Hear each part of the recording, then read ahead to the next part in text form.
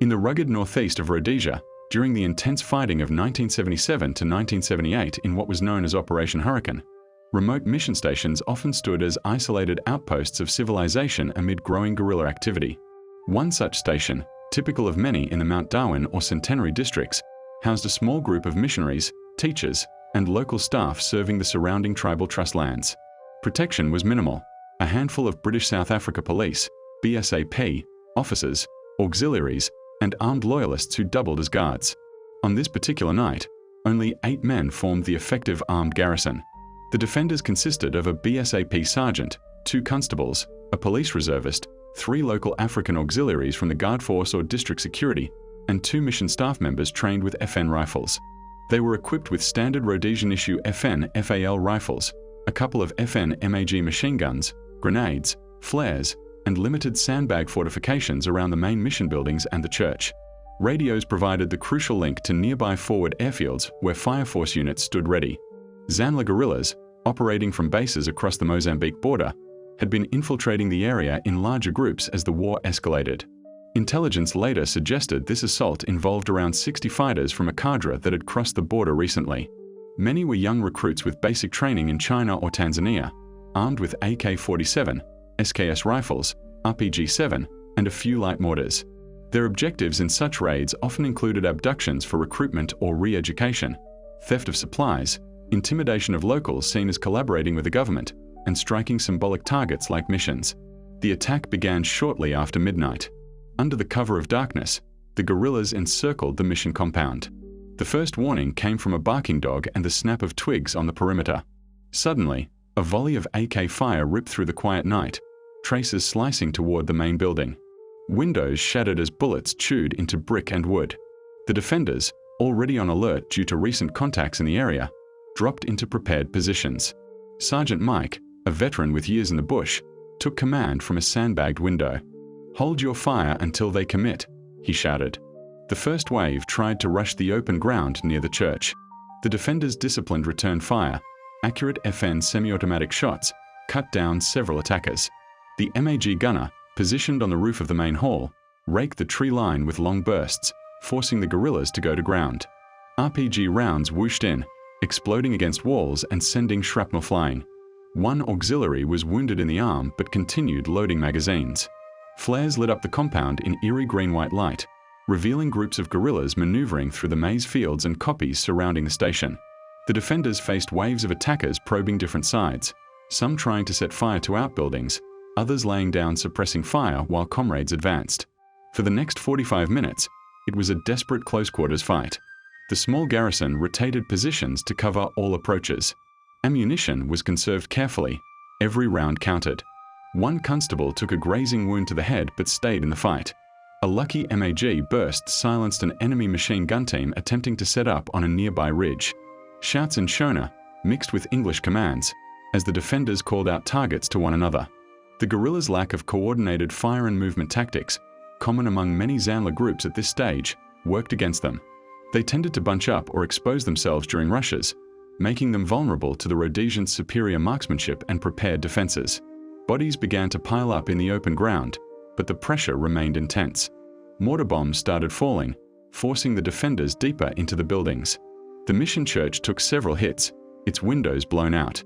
Radio calls for help went out repeatedly. Contact. Multiple terrors are attacking the mission station. Request Fireforce immediately. The message reached the nearest FAF, where a standby Fireforce, primarily from the Rhodesian Light Infantry, was on alert. Helicopters spun up. Pilots and troops scrambled. Every second counted. Back at the mission, the defenders were down to their last belts of MAG ammo and individual bandoliers. One building was on fire, smoke drifting across the compound. A guerrilla squad breached the outer fence on the eastern side, leading to frantic grenade throws and point-blank rifle fire. 2 auxiliaries held that sector in a brutal exchange, one falling wounded. The sergeant moved to reinforce, firing from the hip as he crossed open ground. By now, over an hour into the fight, the garrison had inflicted significant casualties. Estimates later put 15 to 20 guerrillas down, but they were exhausted, low on ammunition, and 2 men were seriously wounded. The guerrillas, sensing weakness, prepared a final mass assault to overrun the position. Dawn was approaching when the distinctive thump of Alouette 3 helicopter rotors cut through the gunfire. The Fireforce had launched 1 K-car, command gunship armed with a 20mm cannon, 3 G-cars carrying 4-man sticks, a Lynx light attack aircraft, and a Dakota carrying paratroopers. The total rapid reaction force numbered around 30 to 40 highly trained troops, supported by devastating air assets. The K-car pilot, flying high above, took command of the contact. K-car here. I have the scene visual. Stop groups deploying now.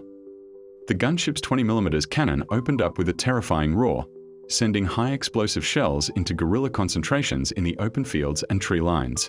The sound alone was demoralizing. Guerrillas who had been pressing the attack suddenly scattered for cover. G-cars flared in low and fast, inserting sticks into pre-planned positions to act as stops, blocking escape routes. Each stick, usually 4 men with FN rifles, 1 MAG, and grenades, hit the ground running. RLI troopers, known for their aggression, immediately engaged fleeing or repositioning guerrillas. Paratroopers from the Dakota dropped in a classic vertical envelopment, forming sweep lines that pushed the enemy toward the stops.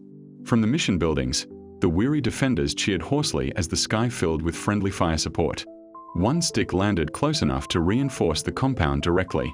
Fresh troops with full ammunition belts joined the garrison, stabilizing the defense while the main Fireforce closed the net. The Lynx aircraft made low-level runs, dropping Frantan, napalm-like, bombs and flechettes that shredded vegetation and anyone caught in the open. Guerrillas broke cover in panic, only to run into stop groups or K-car cannon fire. The classic Fireforce box or hammer and anvil was in full effect. Sweeps drove the enemy into kill zones where machine guns and rifles exacted a heavy toll. One dramatic moment saw a group of about 15 guerrillas attempting to flee across a dry riverbed. A stop group of 4 RLI troopers positioned on the far bank waited until they were in the open, then opened devastating fire. The K-car joined in, the 20mm shells kicking up massive dust plumes and destroying cover. Few escaped. Close air support and the professionalism of the sticks prevented friendly fire incidents despite the chaos. The original defenders, now reinforced, joined the sweep, guiding troops to known guerrilla hiding spots in the surrounding bush and koppies. Tracker teams, sometimes with dogs, followed fresh spoor as the sun rose. By mid-morning, the contact was largely over.